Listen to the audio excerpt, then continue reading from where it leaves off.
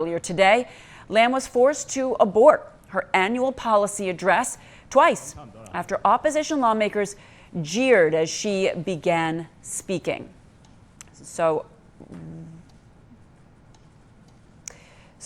right now, we are seeing Carrie Lam take to the podium here where she is going to address the press, probably about the measures that she had laid out in her policy address as well. Again, talking about the city's housing shortages and saying that her government would drastically increase the number of housing projects and accelerate the sales of public housing units. Will that help the social unrest? We will have to see. Let's take a listen to Chief Executive Carrie Lam. Hong Kong residents.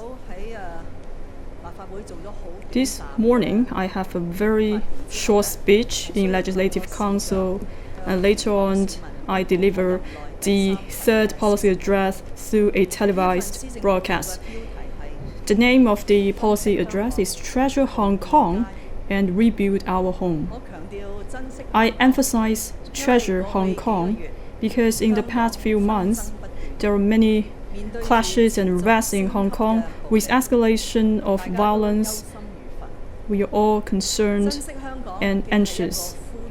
It is actually an appeal to all of you to treasure Hong Kong. It is also the aspiration for Hong Kong residents. Today, no matter what is your political stance, please set aside the differences, find a way out for Hong Kong. And that comes to the second part of my title of the policy address, that is to build our home. From the title of the policy address, it means that with joint efforts, we should rebuild our home. Home is quite concrete, and it reminds us how to build our own house, own home. In the policy address, I put a lot of emphasis in the housing and the land supply. Hong Kong is our home. We love this place. But it is not full of houses and land. In the supplement, we talk about a lot of measures. For this home, we should consider diversity, openness, rule of law, fair and justice, and mutual respect. All of these values should be reflected in our home. I think this is the spirit for Hong Kong. In the past few months, we do see a severe social unrest. This is challenge our core value. In facing with the current unrest, I started to realize that as a politician, I have to reflect on myself. I have to understand my people. I understand even though we have a good aspiration, but still we have to stay open and inclusive. We have to focus on efficiency of our governance, and we also have to stay patient and listen to different opinions of our people. When preparing the policy address, I would like to share some of my considerations. I have been working for government for decades, but this time when preparing the policy address, there may be some different thoughts. First of all, I have been getting rid of the old patterns, the traditional patterns. In the past, the government is quite traditional and conventional. They may not come up with very good policies for the people. I would like to use some examples. First, I started to use the Land Resumption Ordinance to reclaim some of the private lands to build public house. You may hear some official interpretation. We need to have a thoughtful development and consideration of the land, because in the past, the government is worried about the restrictions, about the ordinance and law. That's why the government did not use Land Resumption Ordinance in the past. Today, we have breakthrough the traditional mindset. We would like to create more land for our people. With considerate planning, we will use the Land Resumption Ordinance to claim the private lands to use for development of the private house. The second example I want to use is that we are giving some new duties for the Urban Renewal Authority. We would like the Urban Renewal Authority to develop more subsidized flats for qualified residents. Personally, I have been work in the Urban Renewal Authority. I'm familiar with their work. In the past, the Urban Renewal Authority, they have been taken a very prudent way in operating their business. In the past, they recollect the old buildings. They would like to develop private housing, and so that they can get more income and earnings or develop more flats. This is not because there is something went wrong for the Urban Renewal Authority. Instead, it is some decisions made by the government. And this time, I request the Urban Renewal Authority to take more social responsibilities. With renovation projects,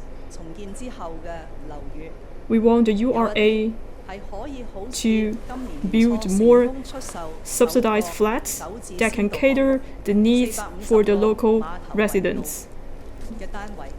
So in Matawai, earlier this year, we have developed 450 units for the SSF. This can help to cater the needs for some families and households.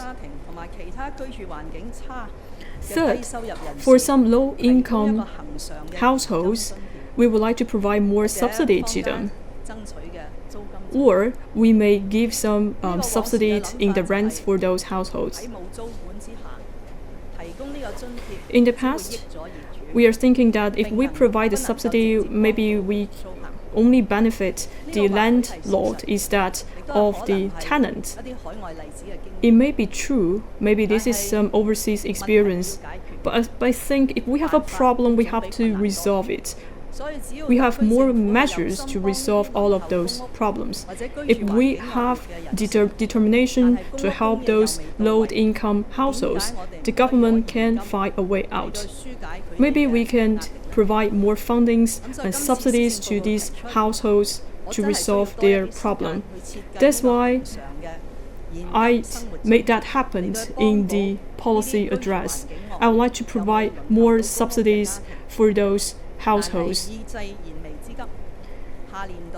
In the second half of this year, I would like to invite some of the experts and scholars to analyze the situation, and we will grant more subsidies to those low-income households. Hopefully, by the end of 2020, we can implement this project.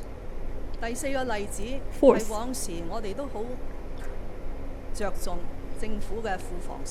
in the past, we focus on the income gained by the government from the housing sector. So nowadays, we will consider whether or not we will have government to collect the tax. In the policy address, I mentioned that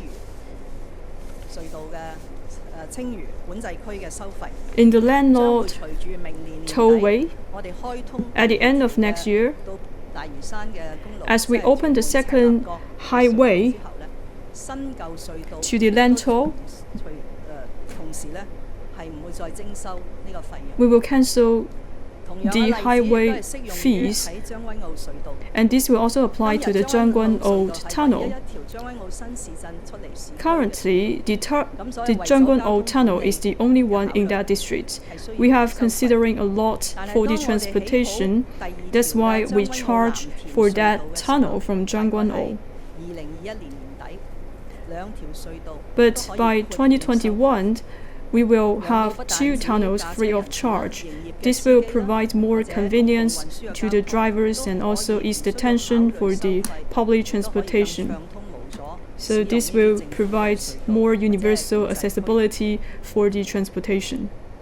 The fifth example is about the business models.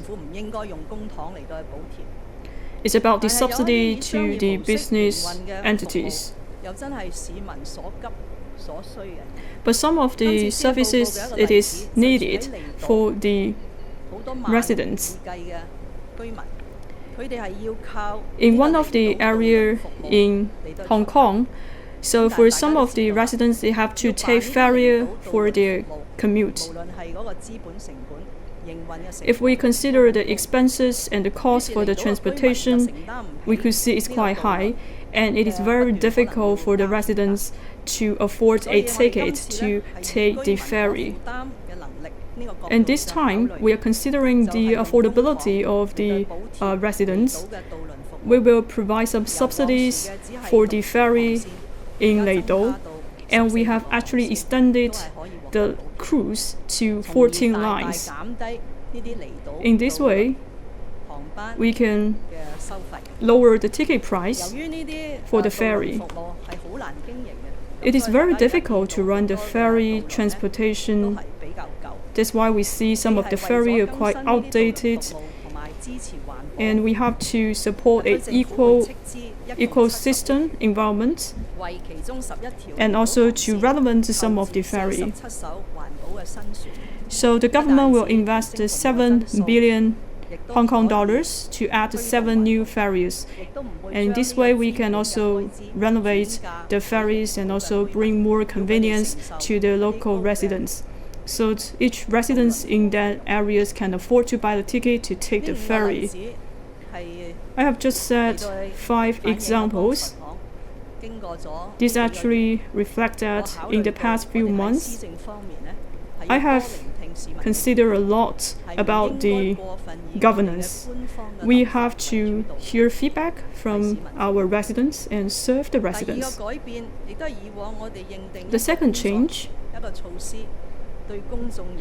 we will consider whether or not one measure or one policy will bring tangible benefits to the residents. Actually, we do a lot of assessments and evaluation. We confirm the details and then we launch the project.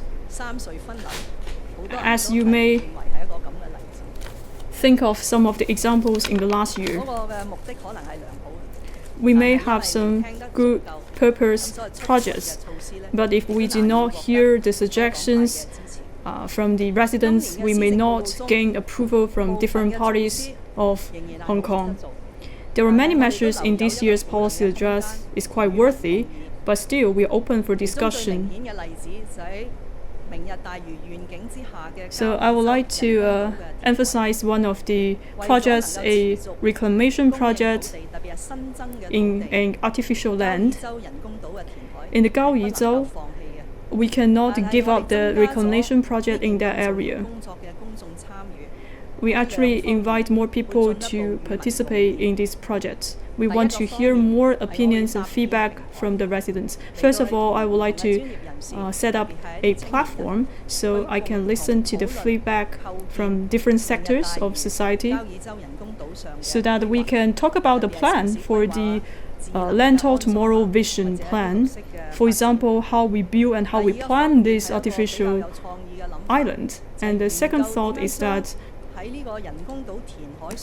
when we are doing the reclamation project in this area, we will think about how can we serve the residents with the housing needs and the land supply. It looks quite abstract, but the objective is quite clear. For the young people, we want them to feel that it is possible that 12 years later, they can own a house in the Lentor Island. We would like to hear the feedback from them. There are many suggestions from the public. Some people are saying that maybe we can start to sell shares about those houses that are built on the artificial island. Even though we see different changes, despite all of that facts, people can't help but ask, is this policy address only there to solve the social problems? Of course not. Policy address is only a beginning. In this address, I mentioned several policies to deal with the social issues that is, the land and housing issues. These new measures aims at introducing more interactions between the society and all parties of life, and I will be inviting experts and scholars to establish an independent working group to analyze closely other more deeply embedded problems and contradictions. And the work is now going on, and it is my hope to establish this group as soon as I can. Dear friends, I fully understand that the residents in Hong Kong, and for me and for the government, are quite... All right, we have just been listening to Chief Executive of Hong Kong, Carrie Lam, address the media just earlier today. She gave a policy address at the Legislative Council. And today she wanted to address the press and talk about tangible economic benefits for Hong Kong residents. She mentioned more subsidized housing to roll out by the end of 2020, as well as abolishing tolls on certain highways, tunnels, even reducing ticket prices for the ferries there for people who commute across the water. So let's get more details out of this press conference from our reporter on the ground in Hong Kong, Zhao Yongfei. Yongfei, what do you got for us?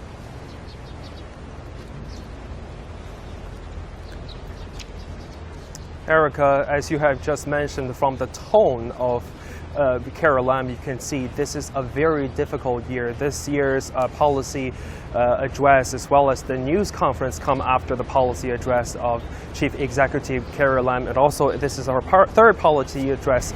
It's a little bit different compared with previous 2 years due to the ongoing unrest in Hong Kong. It actually come under a spotlight of international attention. That's why she kind of avoid a very much political topics, because previous years in the policy address, she addressed more about policy, about a kind of a politics thing, but due to the protests, she this year focused really more on the content. As you have just mentioned, she just mentioned the transportation, she mentioned about the housing, kind of provide a better livelihood for people, and she also mentioned about boosting the reputation of Hong Kong, given the fact that Hong Kong has great reputation in terms of its diversity, how people are so welcomed while traveling in Hong Kong.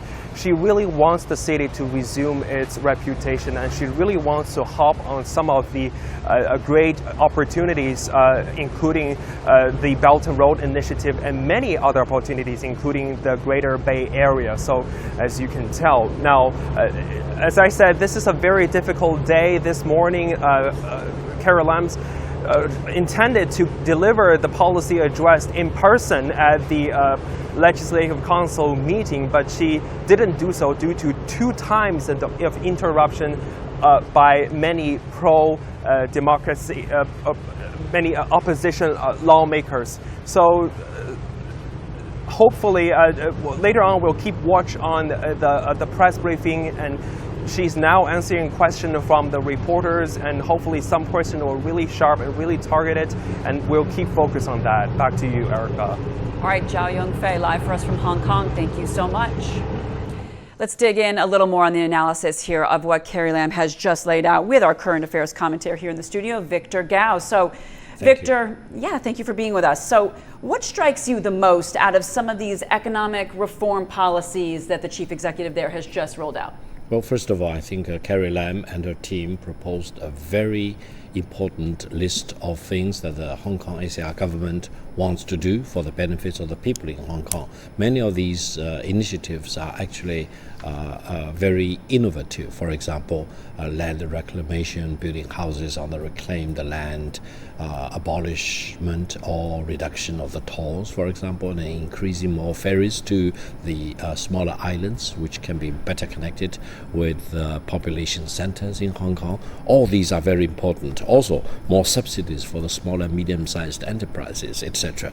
And I hope the Hong Kong Legislative Council, as well as society at large, will listen very carefully to all these well-intended decisions by the government. On the other hand, whether they will be sufficient enough to calm down the society at large and bring violence and rioting to a stop, that's questionable. I think Carrie Lam didn't mention, in my judgment, the most important matter now faced in Hong Kong is actually the restoration of law and order. And she kind of skipped that very important question. And I would say that without restoration of law and order, many of these initiatives probably will not be able to be promoted to the fruition for the maximum benefits of the people in Hong Kong. But how much does the economy affect maybe, the issue of law and order here? How much do those folks who are not happy, who are part of these protests, are actually looking for a better economic life there that could pull them out of this fray and get them to calm down? Absolutely. The situation in Hong Kong is very, very complicated and it's very fluid. And there are many legitimate social and economic and development issues combined together with the political issues in Hong Kong. And I would say many of these issues are actually highly interactive. Without restoring law and order, all the other issues probably will be very futile, even if you talk a lot about it. Right. But without addressing some of these most important social economic issues, especially housing, for example, then people will still suffer a lot of grievances and resentment. And I think it takes a lot of wisdom and vision and courage for the Hong Kong government, together with the central government, I would say, and the society at large in Hong Kong, to really calm down and focus on the most important issues and get the current crisis behind them. All right, Victor Gao, thank you so much for your insight. Of course, even the chief executive herself had said this is really only the beginning of solving the social unrest in Hong Kong. All right. That does it for this edition of The World Today. On a lighter note, you can stay tuned on CGTN here for Sports Scene coming up with Greg Lafrady. Take care.